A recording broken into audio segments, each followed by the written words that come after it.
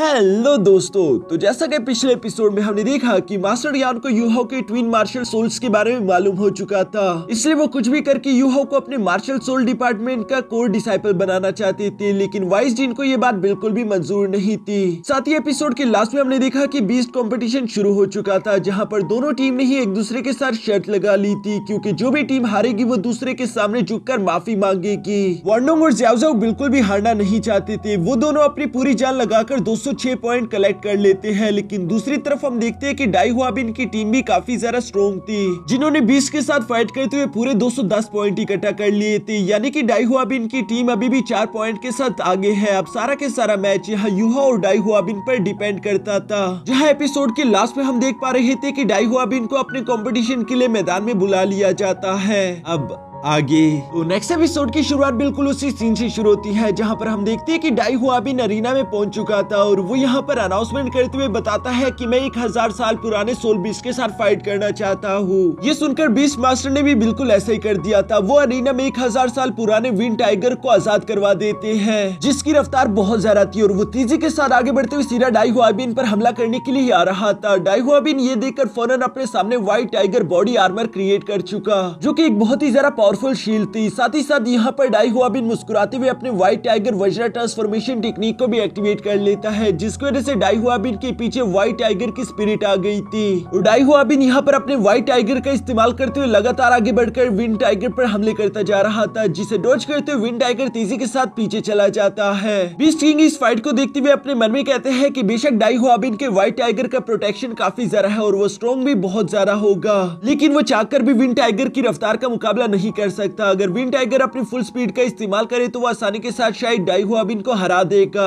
यहाँ मैदान में भी बिल्कुल ऐसा ही हो रहा था। हम देखते हैं कि विंड टाइगर अपनी फुल स्पीड का इस्तेमाल करते हुए तेजी के साथ डाई हुआबिन पर हमले करता जाता है, जिससे डाई हुआबिन सिर्फ देख भी नहीं पा रहा था, इसलिए डाई हुआबिन को फाइट करने में थोड़ी सी मुश्किल भी हो रही थी। लेकिन तभी अचानक हम देखते हैं कि डाई हुआबिन ने रेजिस्ट करना बंद कर दिया। साथ ही साथ वो यहाँ पर जोर जोर से इविल्स की तरह हंसना शुरू कर देता है, जो देखकर तो बीस्ट किंग को भी समझ नहीं आता कि आखिर ये हो क्या रहा है। डाई हुआबिन कहीं पागल तो नहीं हो गया, लेकिन असल में यहाँ पर डाई हुआबिन के अपने ही कुछ प्लान थे। वो बस यूं ही हंसते हुए एक सही मौके का इंतजार कर रहा था, जिसका इस्तेमाल करके उसने विंड टाइगर को पकड़ते हुए फौरन से जमीन पर पटक दिया। ये देखकर तो आसपास के सारे लोग ही हैरान हो गए, जबकि दूसरी तरफ डाई हुआबिन के दोस्त ये देखकर खुश हो जाते हैं। बीस्ट मास्टर को तो अभी भी समझ नहीं आ रहा था कि आखिर ये डाई हुआबिन करना क्या चाहता है, क्योंकि डाई हुआबिन ने विंड टाइगर को पकड़कर घुमाते हुए तेजी के साथ हवा में फेंक दिया था, जो देखकर अचानक से बीस्ट मास्टर समझ गए थे कि डाई हुआबिन असल में मेरे बीस्ट को जान से मार देना चाहता है। और असल में डाई हुआबिन भी बिल्कुल यही कर रहा था। वो तेजी के साथ जंप करते हुए विंड टाइगर का मुंह पकड़कर खोल देता है, ताकि वो उसमें लेजर बीम को थ्रो कर सके। बीस्ट मास्टर उसे रोकने की कोशिश करना चाहते थे, लेकिन तब तक देर हो चुकी थी। हम देखते हैं कि डाई हुआबिन ने यहाँ पर विंड टाइगर को जान से मार दिया था। ये देखकर तो आसपास के सारे लोग ही हैरान हो गए थे, उन्हें अपनी आंखों पर यकीन ही नहीं आता। जबकि दूसरी तरफ हम बीस्ट मास्टर को देखते हैं, जो कि अपने बीस्ट को मरा हुआ देखकर काफी ज्यादा परेशान हो गए। साथ ही वो गुस्सा होते हुए यहाँ पर डाई हुआबिन से कहते हैं कि जब मैंने तुम्हें रुक जाने के लिए कहा था तो तुम रुके क्यों नहीं। जो सुनकर डाई हुआबिन जवाब देते हुए बोलता है क्योंकि इन बीस्ट के साथ हमारी लाइफ एंड डेथ मैच हो रही थी, और वैसे भी अगर मैं इस बीस्ट को जान से मार दूं तभी मुझे फुल पॉइंट मिल सकते थे, इसलिए मैंने यहाँ उसका किस्सा खत्म कर दिया ताकि मैं वांडोंग को उसके पॉइंट में हरा सकूं। और जहाँ तक एकेडमी का लॉस हुआ है तो मैं उसका कॉम्पनसेट करने के लिए तैयार हूँ, इसकी जो भी कीमत होगी मैं अदा कर दूंगा। ये सुनकर अभी बीस्ट किंग गुस्सा करने ही वाली थी, लेकिन तभी अचानक मास्टर यान की आवाज सुनाई देती है, जो कि बीस्ट किंग से कह रहे थे कि डाई हुआबिन बिल्कुल ठीक कह रहा है, जिसकी वजह से बीस्ट मास्टर उसे कुछ भी नहीं कह पाते। जबकि दूसरी तरफ मास्टर यान यहाँ पर अनाउंसमेंट करते हुए बोलते हैं कि डाई हुआबिन ने 1000 साल पुराने सोल बीस्ट के साथ फाइट की, इस चीज के उसे 100 पॉइंट मिलेंगे। दूसरी तरफ डाई हुआबिन के कॉम्बैट और फाइटिंग स्किल्स भी बहुत अच्छे थे, जिसकी वजह से उसे 50 पॉइंट और भी मिल सकते थे, लेकिन हमने देखा कि वो अपने गुस्से पर काबू नहीं कर सकता, जो कि उसकी स्किल में कमी कर देता है, इसलिए उसे आगे 45 पॉइंट्स मिलेंगे। साथ ही साथ डाई हुआबिन तुम्हारे पास सिर्फ 10 दिन है, तुम्हें इस बीस्ट की कॉम्पनसेट एकेडमी को पे करना होगा। अगर तुमने ऐसा ना किया तो तुमसे तुम्हारी कोर डिसाइपल की पोजीशन को छीन लिया जाएगा। डाई हुआबिन यहाँ पर मास्टर यान की बातें सुनकर कहता है कि मुझे इस बात से कोई एतराज नहीं, जबकि साथ ही साथ वो अपने मन में काफी ज्यादा खुश हो रहा था, क्योंकि अब उसके जीतने की चांसेस और ज्यादा बढ़ चुके थे। डाई हुआबिन के दोस्त भी ये देखकर काफी ज्यादा खुश हो गए थे कि डाई हुआबिन ने एक न्यू रिकॉर्ड कायम कर दिया, यानी कि अब तो यूहो और उसकी टीम हमसे हार ही जाएगी, फिर उन लोगों को हमसे माफी मांगने के लिए हमारे सामने झुकना ही होगा, या फिर यूहाओ को 150 पॉइंट के साथ जीतना होगा, जो कि बिल्कुल नामुमकिन है। क्लास 2 की टीचर भी मिस ज़ाओयी के सर मजाक करते हुए उससे कह रही थी कि तुमने अब देख लिया ना कि मेरा डिसाइपल कितना ज्यादा स्ट्रॉन्ग है। दूसरी तरफ वान डोंग को भी अब फिक्र होने लगी थी। वो यूहाओ से कहता है कि ये सब बिल्कुल भी अच्छा नहीं हो रहा, हम लोगों को जीतने के लिए पूरे 150 पॉइंट चाहिए होंगे, लेकिन हिस्ट्री में ऐसा बहुत कम ही हुआ है, कोई भी 150 पॉइंट पूरी तरीके से हासिल नहीं कर पाया। ज़ाओ भी काफी ज्यादा परेशान दिखाई दे रही थी, जबकि दूसरी तरफ डाई हुआ भी इशारों से इन लोगों का मजाक उड़ा रहा था।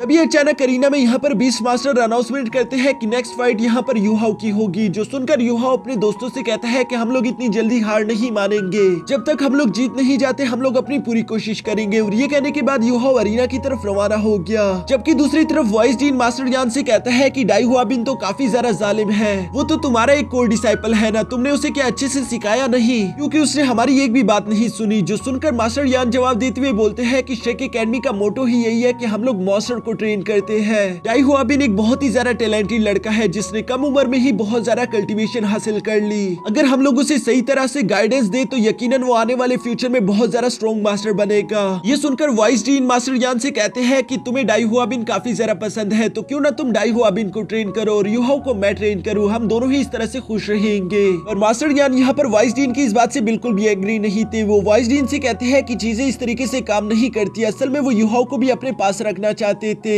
दूसरी तरफ अरीना में हम देखते हैं कि बीस्ट किंग यूहाओ को समझाने की कोशिश कर रहा था कि इस बार चाहे कुछ भी हो जाए तुम किसी भी बीस्ट को जान से नहीं मार सकते। जो सुनकर यूहाओ जवाब देते हुए बोलता है कि मैं समझ गया और मैं 1000 साल पुराने सोल बीस्ट के साथ फाइट करना चाहूंगा। ये देखकर तो सब लोग ही आगे का मैच देखने के लिए काफी ज्यादा एक्साइटेड हो गए थे, जबकि डाई हुआ बिन यहाँ पर कह रहा था कि मुझे नहीं लगता कि इस बार ये लड़का कुछ भी कर पाएगा, क्योंकि इस बार बीस्ट मास्टर ने उसे 1 लाख साल पुरानी सोल रिंग को इस्तेमाल करने से मना किया है। अपनी 10 साल वाली मामूली सी स्किल का इस्तेमाल करके तो उससे कोई भी बीस्ट नहीं डरेगा और वो यकीनन पहले ही अटैक में मारा जाएगा। जबकि दूसरी तरफ मैदान में हम देखते हैं कि डाई हुआ बिन को बिल्कुल भी डर नहीं लग रहा था। वो फौरन अपने 10 साल पुरानी सोल रिंग को एक्टिवेट कर लेता है, जो देखकर तो क्लास 2 की टीचर हैरान हो गई थी। वो कहती है कि आखिर ये लड़का 10 साल पुरानी सोल रिंग का इस्तेमाल करके 1000 साल पुराने सोल बीस्ट को कैसे हराएगा। लेकिन दूसरी तरफ मिस ज़ाओयी को यूहाओ पर पूरे यकीन था। हम देखते हैं कि वहाँ अरीना में यूहाओ के सामने एक फ्लेम टाइगर समन हो जाता है, जो कि दिखने में तो बहुत ही जरा खतरनाक लग रहा था। यूहाओ उस फ्लेम टाइगर को देखकर अपने मन में कहता है कि चाहे कुछ भी हो जाए मैं डाई हुआ बिन से तो नहीं हार सकता। और ये कहते साथ ही हम देखते हैं कि यूहाओ की बॉडी से आइस पावर ने निकलना शुरू कर दिया था, जिसकी वजह से आसपास की जगह फ्रीज होना शुरू हो जाती है।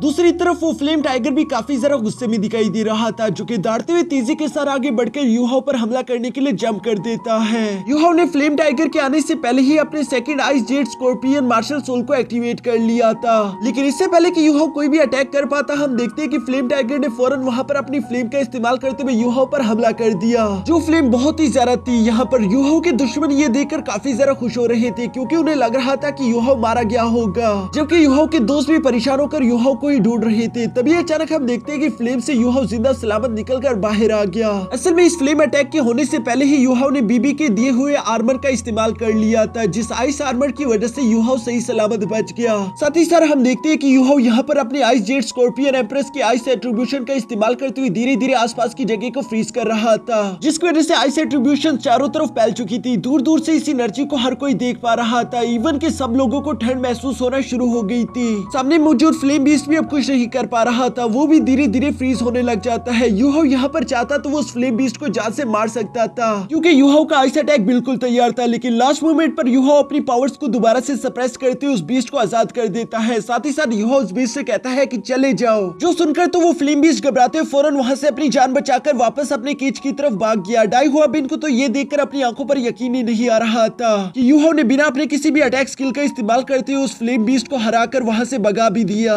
जबकि वान डोंग और ज़ाओ तो यूहाओ की ये अमेजिंग स्किल्स देखकर बहुत ज्यादा खुश हो रहे थे। अरीना में मौजूद यूहाओ अपने पावर्स को डीएक्टिवेट कर लेता है, जबकि यूहाओ की सोल सी में हम देखते हैं कि बिंग बिंग ने भी अपनी पावर्स को डीएक्टिवेट करते हुए खुद को रिलैक्स कर लिया था, जिसकी वजह से वो अपनी क्यूट स्कॉर्पियन फॉर्म में आ जाती है। लेकिन दूसरी तरफ हम देखते हैं कि टियानमिंग तो फ्लर्ट करने से बाज नहीं आ रहा था। वो यहाँ पर बिंग बिंग के पास आकर उसकी तारीफें करते हुए कहता है कि तुम तो काफी जरा कमाल की हो, तुमने तो मुझे इंप्रेस कर दिया, वाह तुम अमेजिंग हो, खूबसूरत भी हो। इसी तरह की बातें करते हुए टियानमिंग फ्लर्ट करने की कोशिश कर रहा था, जबकि बिंग बिंग उसे बताती है कि ये तो सिर्फ 1000 साल पुराना सोल बीस्ट था, इसके साथ फाइट करने में कोई मजा नहीं। लेकिन टियानमिंग तो अपनी हरकतों से बाज नहीं आता, इवन वो एक आइस रोज का इस्तेमाल करते हुए यहाँ पर बिंग बिंग को प्रपोज भी कर देता है, लेकिन बिंग बिंग उसके आइस रोज को बिल्कुल उसके दिल की तरह तोड़कर वहाँ से चली जाती है, जो देखकर तो टियान बिंग फिर भी उसका पीछा करना नहीं छोड़ रहा था। इसलिए बिंग बिंग बेचारी के पास और कोई रास्ता नहीं बचा। वो यहाँ पर टियान बिंग को उठा कर पटकती है, जबकि यूहाओ ये सारा नजारा देखकर अपना सर पकड़ते हुए कहता है कि टियान बिंग फिर से शुरू हो गया। दूसरी तरफ हम बीस्ट मास्टर को देखते हैं, जो कि यहाँ पर यूहाओ की तारीफें करते हुए कह रहा था कि यूहाओ के स्किल्स अमेजिंग थे।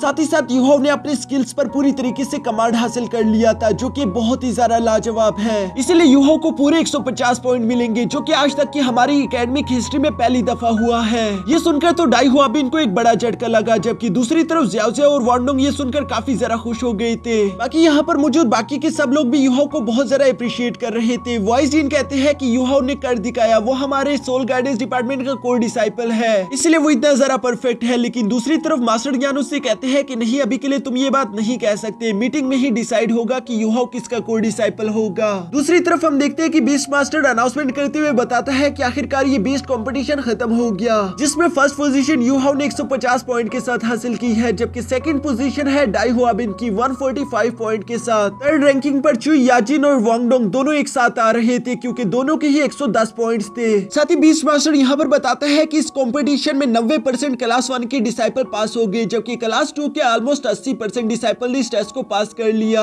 बाकी के डिसाइपल जो कि इस टेस्ट में फेल हो चुके हैं, उन लोगों के पास 3 दिन है। 3 दिन बाद उन लोगों का कम्प्लीमेंट्री टेस्ट होगा। अगर उन लोगों ने इस टेस्ट को पास कर लिया तभी वो लोग यहाँ पर रह पाएंगे, वरना उन लोगों को भी एक्सपेल कर दिया जाएगा। यहाँ ये सारी बातें सुनकर यूहाओ, वांडोंग और ज़्याओ ज़्याओ तो काफी ज्यादा खुश हो रहे थे, क्योंकि वो लोग चैलेंज जीत गए। लेकिन दूसरी तरफ डाई हुआबिन को गुस्सा आ रहा था, इसलिए वो अरीना से बाहर जाने की कोशिश करता है, जिसे वक्त रहते ही तेजी से वांडोंग, यूहाओ और ज़्याओ ज़्याओ ने सामने से रोक लिया था। और वांडोंग यहाँ पर कहता है कि डाई हुआबिन, तुम आखिर कहाँ पर भागने की जल्दी में हो? तुम्हें तो हमारे सामने झुककर हमसे माफी मांगनी थी। यहाँ पर कैट गर्ल डाई हुआबिन को मना करने की कोशिश करती है कि तुम्हें माफी मांगने की कोई जरूरत नहीं। डाई हुआबिन भी बिल्कुल ऐसा ही चाहता था, लेकिन वो यहाँ पर कैट गर्ल से कहता है कि मैं शर्त हार गया और मैं अपने वादों को कभी अधूरा नहीं छोड़ता। ये कहते हुए डाई हुआबिन ना चाहते हुए भी अपने घुटनों पर झुकते हुए यहाँ यूहाओ के सामने झुककर माफी मांगते हुए बोलता है कि मैं गलत था, मुझे माफ कर दे रहा। वहाँ पर बहुत सारे डिसाइपल ये सारा नजारा देख रहे थे। लोगों को अपनी आंखों पर यकीन ही नहीं होता कि डाई हुआबिन भी किसी के सामने झुक सकता है,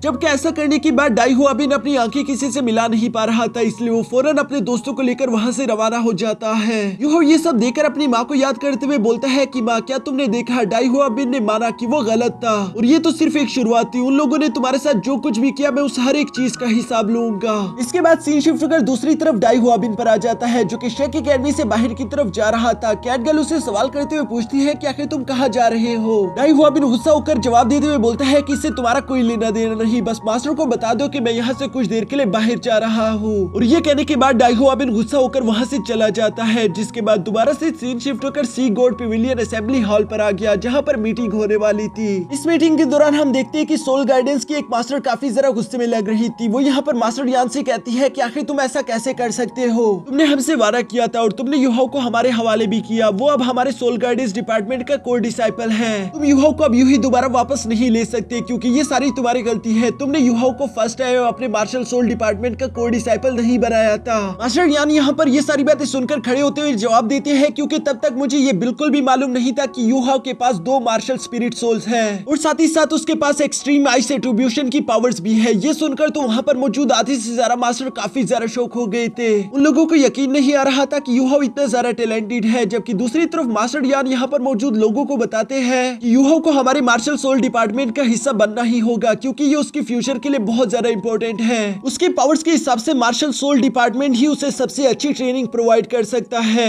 लेकिन सोल गाइडेंस डिपार्टमेंट की वही लेडी मास्टर खड़ी होकर कहती है कि तुम वही इंसान हो जिसने पहले भी यूहाओ को एक्सेप्ट नहीं किया था। साथ ही तुम वही इंसान हो जिसने यूहाओ को एक्सपेल भी करने की कोशिश की थी। अगर तुम यूहाओ के टैलेंट को पहले नहीं समझ पाए थे, तो अब क्या गारंटी है कि तुम यूहाओ को अच्छी तरीके से डेवलप होने में मदद कर सकते हो? वाइस जीन भी ये सारी बातें सुनकर फौरन अपने जगह पर खड़े होते हुए बोलते हैं कि यूहाओ के पास एक्सट्रीम आइस एट्रीब्यूशन की पावर्स तो जरूर है, लेकिन साथ ही साथ उसका सोल गाइडेंस डिपार्टमेंट में भी काफी ज्यादा ब्राइट फ्यूचर है, क्योंकि वो सिर्फ 8 महीनों के अंदर ही लेवल 2 का स्पिरिट मास्टर बन गया। साथ ही साथ वाइस जीन बताते हैं कि यूहाओ हमारे डिपार्टमेंट के लिए बहुत ज्यादा इंपॉर्टेंट है, क्योंकि वो हमारे एक्सट्रीम सिंगल सोल्जर प्रोजेक्ट का एक बहुत इंपॉर्टेंट हिस्सा है। असल में यहाँ पर मौजूद ये दोनों डिपार्टमेंट ही यूहाओ को छोड़ने के लिए बिल्कुल एग्री नहीं थे। इन दोनों की पोजीशन तो ये आ चुकी थी कि दोनों डिपार्टमेंट एक दूसरे से फाइट करने के लिए तैयार हो चुके थे, क्योंकि यूहाओ जिस भी डिपार्टमेंट में होगा, यकीनन वो डिपार्टमेंट आने वाले फ्यूचर में काफी काफी ज्यादा कामयाब होगा। यहाँ यूहो के लिए होने वाली ये सारी लड़ाइयाँ देखकर मीटिंग का हेड कहता है कि मैं समझ गया कि तुम दोनों ही यूहो को नहीं छोड़ना चाहते, और जैसा कि तुम दोनों डिपार्टमेंट के लोगों ने ही बता दिया कि यूहो एक बहुत ही ज्यादा टैलेंटेड इंसान है, तो क्यों ना हम वही करें जो कि शेक एकेडमी हमेशा से करती आई है। तुम लोगों को तो अच्छे से मालूम होगा कि शेक एकेडमी का मोटो क्या है। ये सुनकर मास्टर यान जवाब देते हुए कहते हैं कि शेक एकेडमी का सिर्फ एक ही मोटो है कि हम लोग मॉन्स्टर्स को ट्रेन करते हैं, आम इंसानों को नहीं। जो सुनकर हेड जवाब देते हुए बोलते हैं कि हाँ तुमने बिल्कुल सही कहा, इसलिए मुझे लगता है कि हमें यूहो को दोनों डिपार्टमेंट का कोर डिसाइपल बना देना चाहिए। ये सुनकर तो वहाँ पर मौजूद सारे के सारे मास्टर ही हैरान हो गए थे, क्योंकि आज से पहले हिस्ट्री में कभी भी एक डबल डिसाइपल नहीं क्रिएट किया गया। जिस पर हेड जवाब देते हुए बोलते हैं क्योंकि पास्ट में हमें कभी भी ऐसा मॉन्स्टर भी तो नहीं मिला था। अभी तो बस हम लोगों को सिर्फ यही देखना है कि इस लड़की की एबिलिटीज इसे कहाँ तक लेकर जाती है। जो कहने के साथ ही यूहो को ऑफिशियली 2 डिपार्टमेंट का कोर डिसाइपल बना दिया जाता है, जो कि हिस्ट्री में यहाँ पहली दफा हुआ। और इसी के साथ हमारा ये एपिसोड यहीं पर खत्म हो जाता है।